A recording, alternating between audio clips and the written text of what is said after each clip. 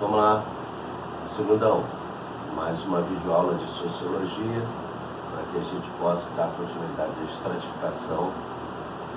E vamos lá, quando vocês assistirem a aula, dá um ok, fala para mim como é que vocês estão, tá? Vamos lá, segundo ano, vamos continuar com as videoaulas e falando sobre estratificação social, tá? Nós já temos o conhecimento que estratificação vem da palavra estratos, que são camadas, né? E nós sabemos que nós passamos, né, o mundo inteiro, o Brasil passou por várias situações, várias demonstrações de desagravo com pessoas que se acomodaram na riqueza e outras se acomodaram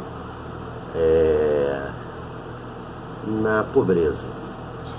Sendo que a estratificação, essa acomodação das camadas sociais, a gente percebe que quando há uma revolução, existe a revolução que é para evoluir, faz com que as pessoas se transformem, se modifiquem, né? Essa revolução que a gente está falando agora é na parte do Brasil colônia, principalmente na independência, né? Os setores, né, e os senhores de engenhos, os ricos fazendeiros, os traficantes de escravos que eram ricos, ganhavam muito dinheiro com isso, que detinham a riqueza naquele período, não tardaram em tomar as rédeas do poder, comando da revolução. Eu boto uma pergunta aqui, um questionamento. Serão eles os donos do país em 1831? Nesse período onde já estávamos começando essas mudanças, essas transformações, as pessoas tentarem e se revoltarem por situações de desagravo, porque naquele período as pessoas tinham muito dinheiro, né? Ganhavam muito dinheiro. As classes sociais não eram estáticas. O que ele fala que não eram estáticas? Não eram estáticas porque não ficavam paradas. Naquele período, aquele critério era notável. Você via que muitas pessoas ganhavam muito dinheiro, mas também poderiam perder muito dinheiro. A consciência deles era em ganhar dinheiro e adquirir terras. Quanto mais adquiriam terras, mais dinheiro tinham. Mas a terra, para ser adquirida, ser comprada ou ser roubada, né, elas tinham que ter escravo para poder trabalhar naquela terra. Trabalhar para poder produzir, porque você só produz, você só ganha dinheiro quando você produz. Não adianta você ter terra, você ter patrimônio e não ter pessoas para trabalhar para você. Essas pessoas podiam mudar de posição social, seja ela subindo ou descendo durante essas revoluções, essas competições. Os grandes comerciantes, a maior parte desses comerciantes eram estrangeiros, principalmente os portugueses. Eles não eram bem vistos pelos brasileiros.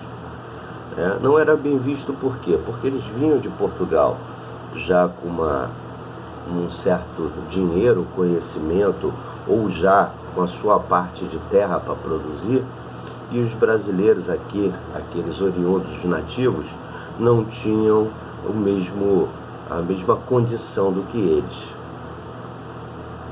Foi em relação a eles que começaram a diferenciar, né, dos portugueses e os brasileiros, os muitos movimentos populares. Lá eles nasceram, houve reação, houve protesto contra eles. Por que eles vêm já com uma condição melhor do que nós que vivíamos aqui? Havia os ricos negociantes portugueses que eram muito rudes, né?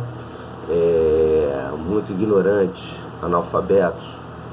E no nosso período multiplicavam-se os negociantes e outras procedência, principalmente os ingleses e os franceses. no texto aí, na hora da edição, saiu errado, mas tá lá, ingleses e franceses, tá? Me desculpa. A ostentação e as riquezas sempre foi importante. Ostentar, né? Mostrar que você tem.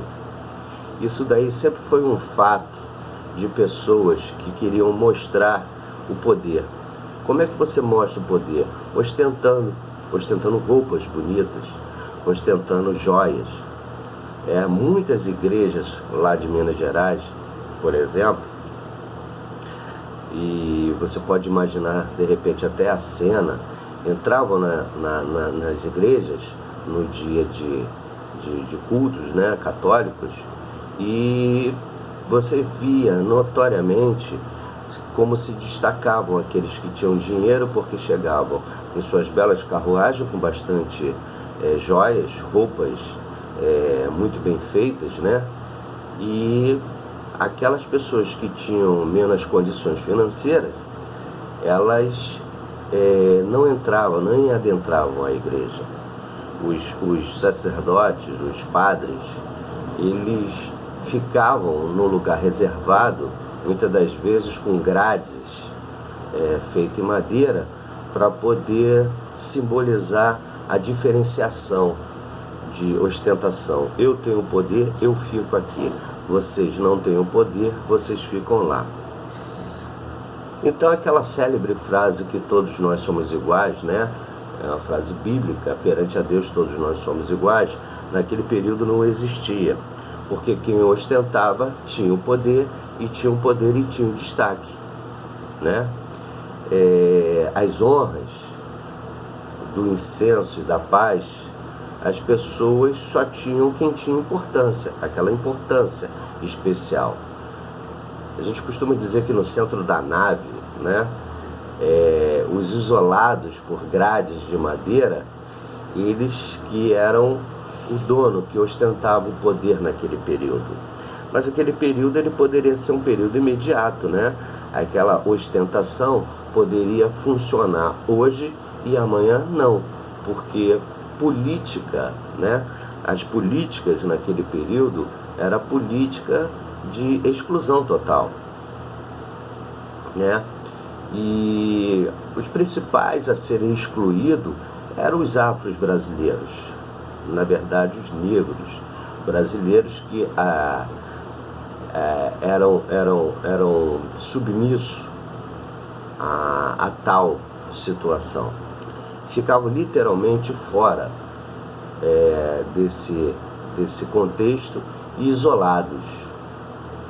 É muito importante a gente falar dessas questões de estratos, né? E observar que hoje ainda existe esse tipo de exclusão. A menor parte que tem e detém o dinheiro no Brasil, elas ainda ficam isoladas. Se vocês observarem, os grandes condomínios, né, no Rio de Janeiro, São Paulo, Espírito Santo, Paraná, os grandes condomínios nos grandes locais, eles são isolados por grades. Então você vai, como por exemplo na Barra da Tijuca, e você vê aqueles espigões, né? Aqueles apartamentos verticalizados, aquelas coberturas, onde ali são camadas, são estratos. Então observem que existe, num prédio de apartamento, existe a cobertura. A cobertura nada mais é do que a pessoa que tem mais dinheiro naquele apartamento. Ela está no topo do extrato. Ela está em cima de todos aqueles, né? É o melhor apartamento, o apartamento que tem cobertura, que tem piscina, que tem os melhores quartos, os metros quadrados são mais caros, ela paga, obviamente, por isso, mas vamos observar que desde 1800 até século XXI, né, ainda se começa, e a gente ainda pode falar de estratificação social, muito simples de falar e da gente fazer essa analogia, que lá naquele período já existia uma diferenciação e que nada mudou até hoje, porque a estratificação social ainda tem no século XXI.